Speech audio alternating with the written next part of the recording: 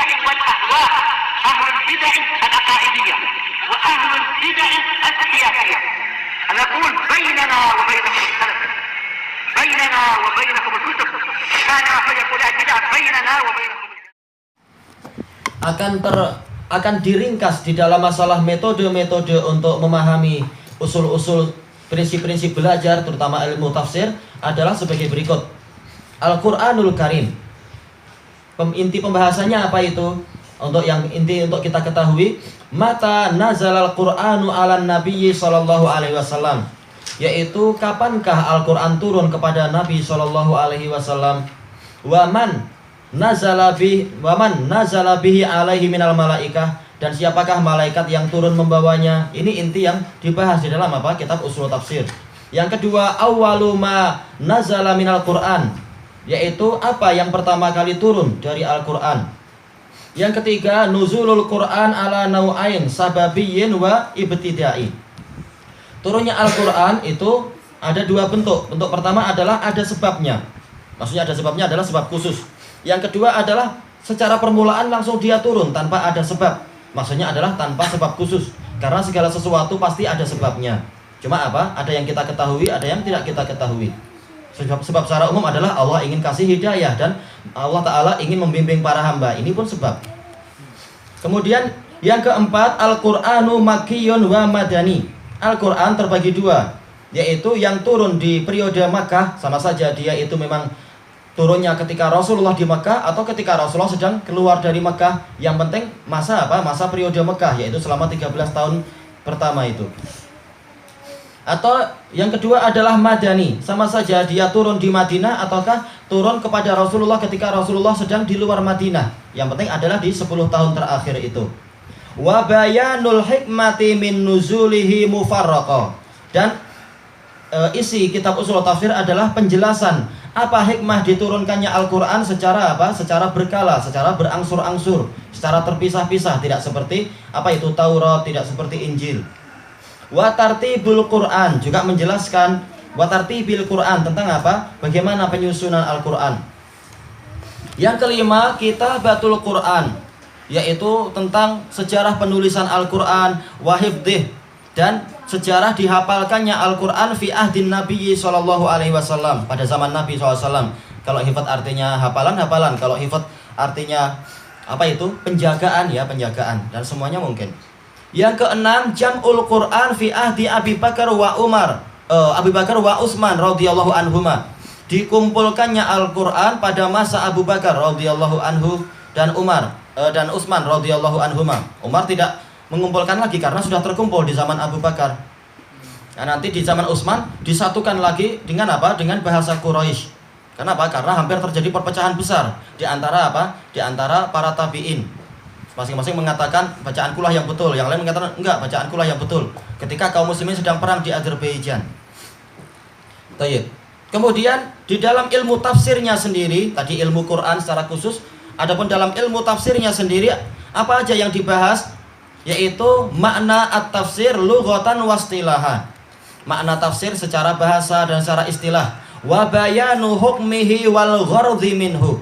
Dan penjelasan tentang hukum tafsir dan apa tujuan dari tafsir. Yang kedua, al-wajibu alal muslim fi tafsiril Quran. Apa kewajiban bagi seorang muslim di dalam masalah tafsir Al-Quran. Yang ketiga, al-marja' fi tafsir ila ma ya'ti. Yang dibahas adalah apa rujukan di dalam tafsir, yaitu sebagaimana yang datang berikutnya. Yang pertama adalah kalamullahi ta'ala. Rujukan dari tafsir Al-Quran adalah Al-Quran itu sendiri. Ayat ini ditafsirkan dengan ayat yang lain. Bihaitsu yufassarul Quran bil Quran.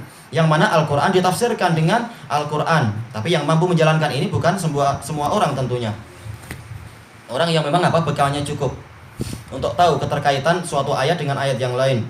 Yang kedua adalah sunnatur Rasuli sallallahu alaihi wasallam. Li'annahu muballighun anillahi ta'ala. Karena Rasulullah SAW adalah penyampai dari Allah. Beliau selain menyampaikan lafadznya yaitu Al-Quran, beliau juga menyampaikan bayan, keterangan-keterangannya. Dan inilah yang dinamakan sebagai sunnah.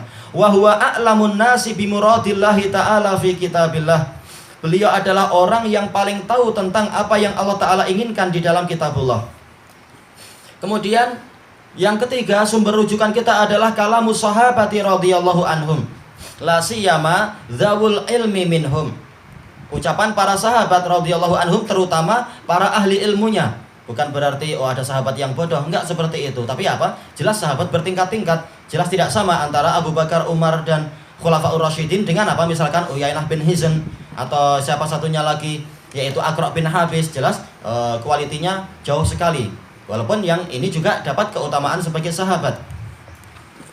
Tayyib, wal inayati bit tafsir, yaitu yang memang dia adalah ahli inayah, yang memiliki perhatian terhadap tafsir. Memang fan dia adalah fan tafsir di kalangan para sahabat. Li'annal Qur'ana nazala bi lughatihim wa fi asrihim. Kenapa kita rujuk kepada para sahabat? Karena Al-Qur'an turun dengan bahasa mereka dan di zaman mereka, dan sebelum apa? Bahasa Arab itu rusak ketika di zaman Bani Abbasiyah itu. Bahkan sebelum Bani Abbasiyah pun mulai ada, tapi sikit-sikit. Maka jelas kalam sahabat ini yang paling layak untuk menjadi apa? Sumber rujukan di antara manusia.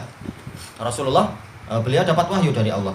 Kemudian yang keempat adalah kalamu kibarit tabi'in. Ucapan pembesar para tabi'in. Alladzina tanau bi akhdhi tafsiri anis sahabati radhiyallahu anhum. Yang mereka itu mencurahkan perhatian untuk apa? Mengambil tafsir dari para sahabat radhiyallahu anhum. Adapun yang tabi'in yang mengambil tafsirnya adalah dari Israiliyat, jelas ini bukan jadi sumber rujukan.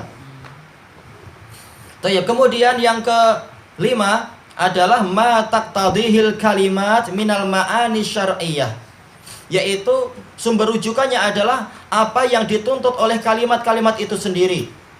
Yang dituntut adalah apa? Makna-makna yang bersifat syar'iyyah, awil lughawiyah, atau makna yang kembali kepada bahasa kalau makna syar'inya tidak disebutkan. Misalkan seperti makna syar'i dari apa? Safar.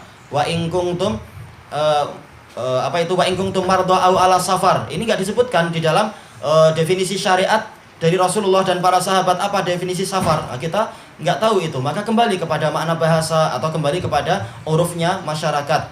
Safar itu seperti apa? Dan semuanya adalah penting. Hasabasiyak sesuai dengan yang dituntut oleh alur kalimatnya, tidak selalu kembali kepada makna bahasa. Fa in ikhtalafal makna syar'i wal lughawi ukhidha bil makna syar'i.